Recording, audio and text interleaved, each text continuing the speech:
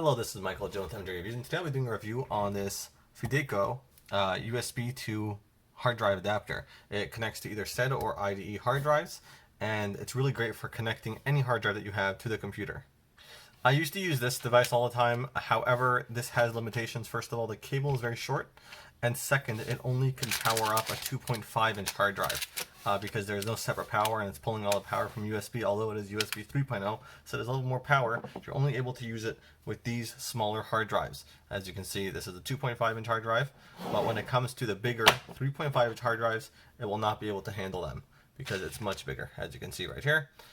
It requires actual power, so this is not suitable for that, and it is very complicated because then you have to open your computer every time you want to connect a larger hard drive to the computer, whether it's for a client or for yourself. To clone a drive or anything else like that, or data recovery. It is very, very useful to have something like this that can literally handle any connection. So let's take a look at it. Okay, I'm going to do a quick unboxing.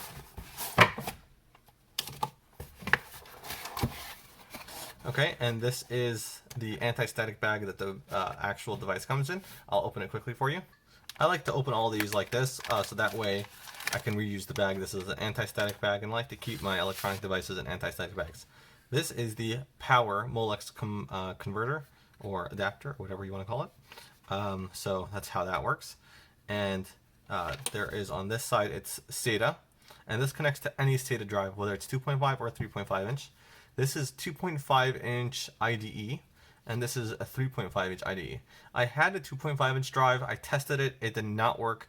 I tested it on a bunch of other SATA connectors. My drive is bad. It's not the connector. So I will only be able to test this connector, but I assume this connector works just the same as this one does. So let's take a look at that. First, let's look at the other side right here. You have the on and off switch. You could just keep it in the on position all the time unless you specifically want to turn it off. The power. And this is the Ide Pin Connector if it needs a separate connection. It goes in like that, like this actually. There you go. Okay, and this is the USB 3.0 to connect to your computer. So there's those connections. If you want to take a look at the rest of the box, we have that cardboard, and you have a USB 3.0 to A to A, which is not so typical, but it will work, hopefully. We'll test it. And this is the power brick that you can use to power this device. Now the input is 100 to 240, so you can use it anywhere as long as you get a adapter converter. You don't really need a actual transformer converter because it is 100 to 240 volts. And 1.2 amps max, and the output is 12 volts at 3000 milliamps, which is quite adequate for hard drives to operate on. So we will take a look at that as well. And here is the user manual. Okay,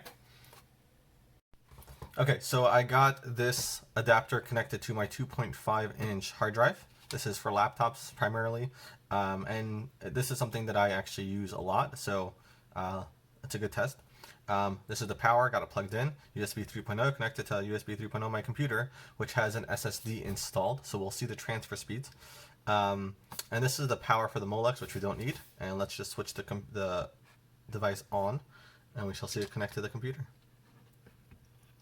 And there we go. Okay, so look at the instructions afterwards. It says that's up to 5 gigabytes per second. I'm not sure if it's gigabits or gigabytes, but I assume that's going to still be very quick. It's not going to do that quick because there are limitations in general to these types of devices.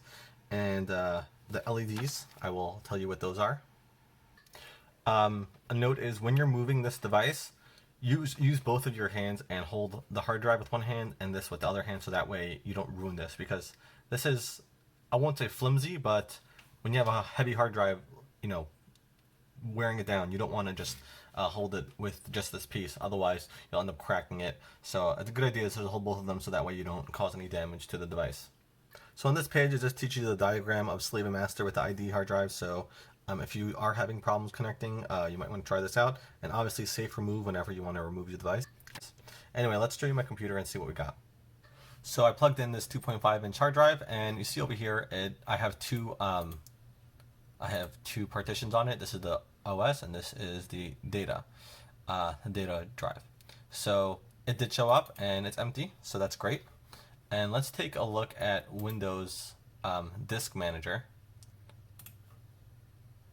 And you can see right here, it's loading, but you can see here, there's disk 0, and this is my main hard drive that's in my computer, which is an SSD.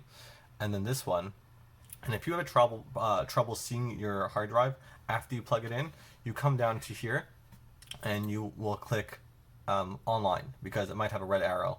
So over here you see the hard drive is completely connected, and you see the two partitions that I was showing you before.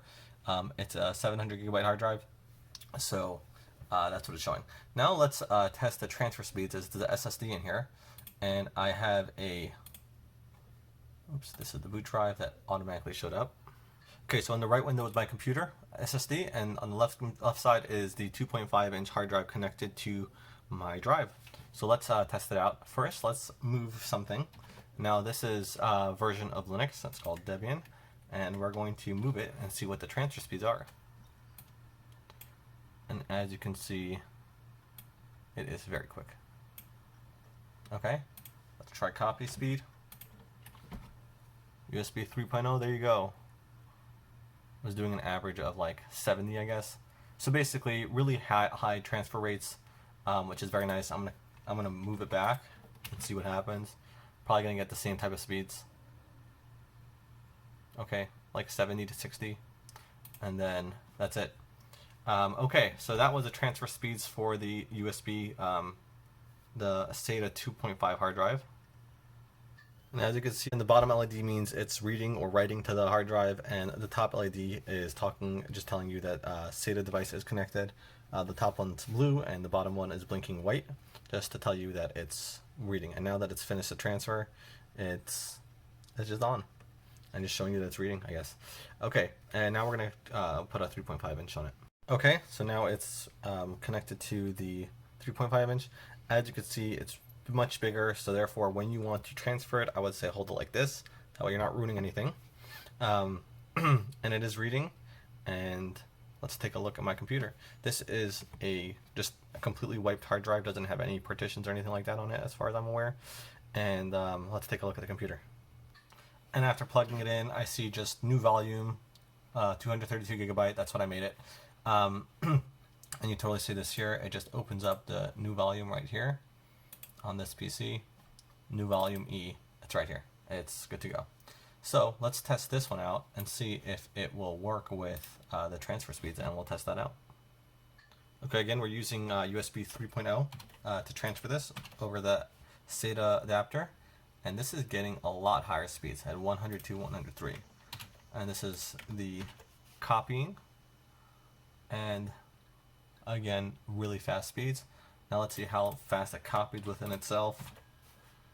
This will be a second copy. And within itself, it's just transferring at 30 megabytes a second, which is interesting. Let me try that again from outside of it. From the SSD to the hard drive, I will just make 2 more files there.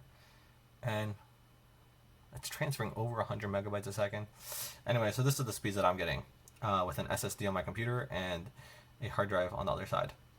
Really fast speeds, like you're getting 3.0 speeds. So that's pretty cool, and let's test it out with an IDE drive.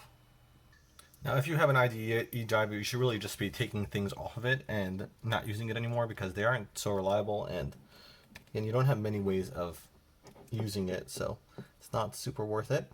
But here I am connecting to the Molex. Okay, finally got the Molex in. I honestly do not know how the slave and master work, so if it doesn't connect, then we shall see what to do. I read that this one is the right one to put it on, but let's see. So for anyone that doesn't know this, IDE is also keyed. It has, see this spot right here is empty, and the spot on this piece is also empty in one spot, so that way you can connect it just to one direction. And, oops, wrong way. It's this way. And there we go. And now that that's connected, you want to also connect this to the power. So let's connect this to the power right here. Okay, now what you want to do with this type of drive is just get everything off as quick as possible because you don't know how old it is or if it's still working, usually. So we turn it on and you can hear that engine go, or whatever it is, motor. And once it turned it on, you can see the IDE light is blinking, this blue one up there, and the bottom one that's telling you that it's reading the hard drive, top one's telling you that it's IDE that's connected. And I have this connected to the power over here, so that's how it's being powered. And as you can see right here, this disk is a whopping 37.27 gigabytes.